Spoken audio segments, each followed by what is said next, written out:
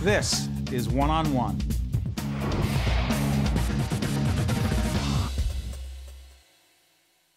Bruce Bozzi is a fourth-generation family member and executive vice president of the incredible Palm Restaurant. Good to see you. Thank you. Good to be here.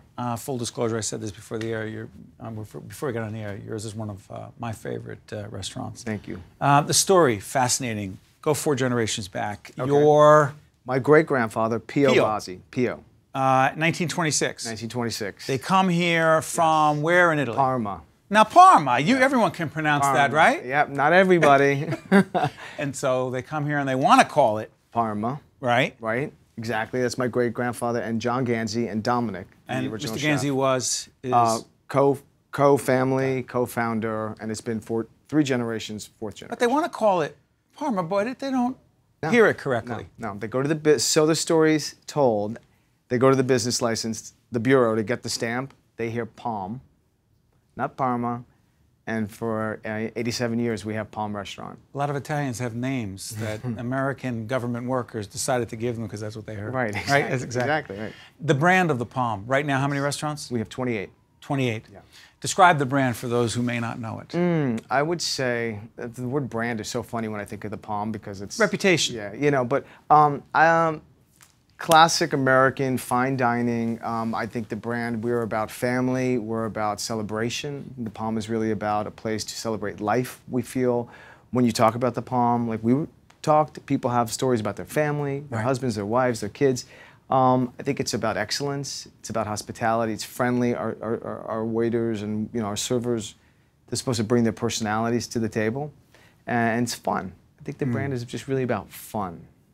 The other thing that's fun is when you look up on the walls at the Palm. Yes. There are caricatures of different people. Yes. The artwork, describe it. Yeah, one of the rivets of the Palm sort of, in the 1930s, the original Palm's here in New York on 2nd Avenue between 44th and 45th. Right. So that was just white walls. And it was in an area at the time where there were a lot of newspapers, a lot of columnists, a lot of cartoonists. They couldn't pay for their dinners. It was the early 30s, post-Great Depression. And my great-grandfather and Mr. Ganzi allowed them to draw on the walls. So they started to draw caricatures. So you go over there and you have some great cartoons from the day. And over time, people's faces got on the wall and it became a real sort of great way to celebrate our customers. Right. And they got a kick out of it, and it's now a rivet. So when you go into a Palm, you see people's faces. People want to be on that wall. They do. And when they're not on the wall, I know some folks who wonder why they're not on the wall and say, it's a big deal. It's a big deal. I mean, it's a big deal for us because it means a lot to us that people want to be on the wall, but it's a big deal. And it's like a time capsule. Yes. So it happens, and then you celebrate your life, and then your children and your grandchildren. Sure. And, and it's all about relationships at the Palm. So how you get on the wall is because... Relationships, history. You're coming, and then I say, Steve, it would be an honor, and we party, we celebrate. Let me ask you, you guys went through, you're always going through some sort of refreshing of it or rebranding. Did you guys go through recently a time where you said, hey, we need to go back and take a look at where we are, what we're doing, what we need to do? Yes. How do you keep an 80-plus year company moving forward? And I think one of the ingredients of success for us is that we've listened to our customers, so the menus changed because it was an Italian restaurant. Then our customers wanted steak. My great-grandfather would run up to the butcher, steaks. Then lobsters came into play. So in 2009, we found ourselves hitting 85. I had felt the company, we're a restaurant. We're sort of like a mom and pop restaurant in some way, but it became sort of very corporate to me.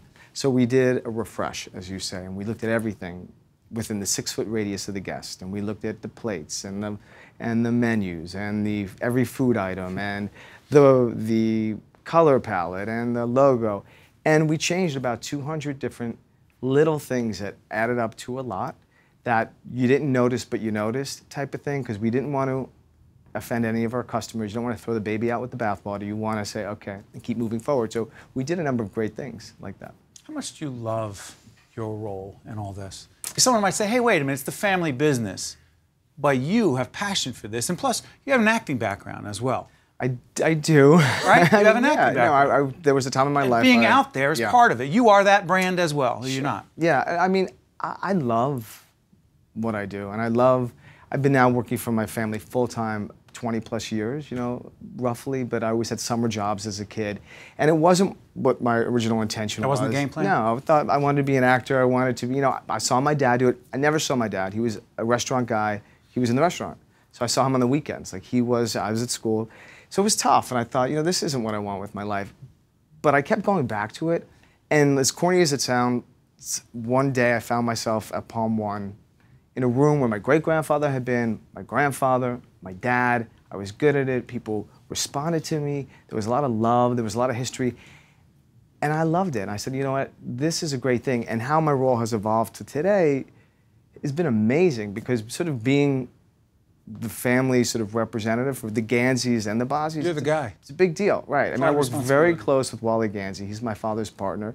And he and I, you know, they're my mentors. I got my MBA in, you know, on 2nd Avenue, basically. That doesn't sound corny at all. I mean, you talk about how that happened. Yeah, it was nice. Tremendous passion for it, even to this day. Completely. It's a very, you know, there's not many businesses that can say this is their truth, you know, and not many restaurants. So I'm proud that we're doing it. And tell everyone, we're right here in Manhattan. Give folks a sense again.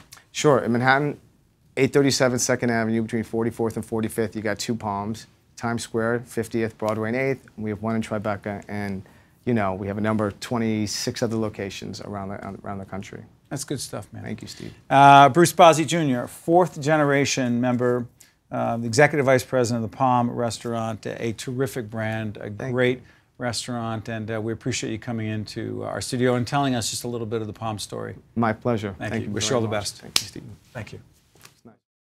One-on-One with Steve Adubato has been a production of the Caucus Educational Corporation, celebrating 25 years of broadcast excellence in partnership with St. Joseph's Healthcare System. Funding has been provided by Hackensack University Health Network, Sun National Bank, New Jersey Natural Gas, United Water, County College of Morris, the Merck Company Foundation, and by Fedway Associates, Inc. Transportation provided by Airbrook Limousine, serving the metropolitan New York, New Jersey area.